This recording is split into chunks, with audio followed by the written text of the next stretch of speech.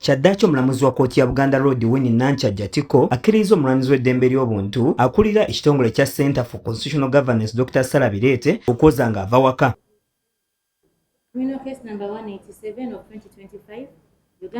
Dr. Sarah Birete avunaanibwa omusango gw'okusaasanya amawulire agakwata ku balonzi n'enkala z'abalonzi nga tafunye lukusa okuva eri akakiiko ak'ebyokulonda. Omulamuzi ategeeza nti omwawaabirwa ddembe lye okusaba okweyimirirwa nti era kiri mu ssemateeka ate nga n'omusango guvunaanibwa gusobola okweyimirirwa. Discriminating against a section of the society based on social economic class, Article 21 of the Constitution of the Republic of Uganda, which provides that all persons are equal before the law in all spheres of political, economic, social, and cultural life, and in every other aspect, and shall enjoy equal protection before the law. Kkooti era etegeeza nti tewali bukakafu bulaga nti omusibe singa ateebwa ku kakalu akaayo wakutaataganya abajulizi mu musango guno. Kkooti era etegeeza nti abayima be yaleeta okumweyimirira bamuzinzi nnyo era nga bamanyikiddwa bulungi nga n'olwekyo balina obusobozi okukomyawo omusibe n'okusasula ssente ezisaliddwa singa gwe beeyimiridde adduka n'atadda mu kkooti. Being public figures, having served in government organizations, the court believes are conversant with their roles as sureties and thus capable of compelling the accused to attend court.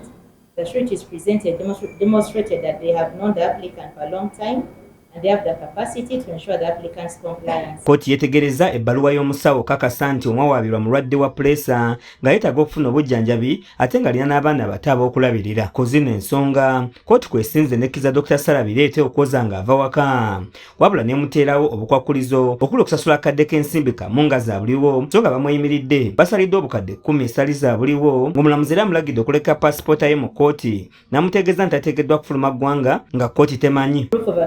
Of abode, presentation of 4 substantial sureties of social standing, and there being no likelihood of interfering with investigations and witnesses, the application for bail is allowed in the following terms. Essanyu libuutikidde abawagizi ba Sarah Birete abadde mu kkooti nga bakulembeddwa Miriam Matembe yaliko minisita w'empisa mu gavumenti eriko kaakati. Miriam Matembe ne Edith Sempale yaliko omubaka wa Uganda mu Amerika wamu ne Othieno Joseph wa UPC n'abalala basanyukidde ensala ya kkooti.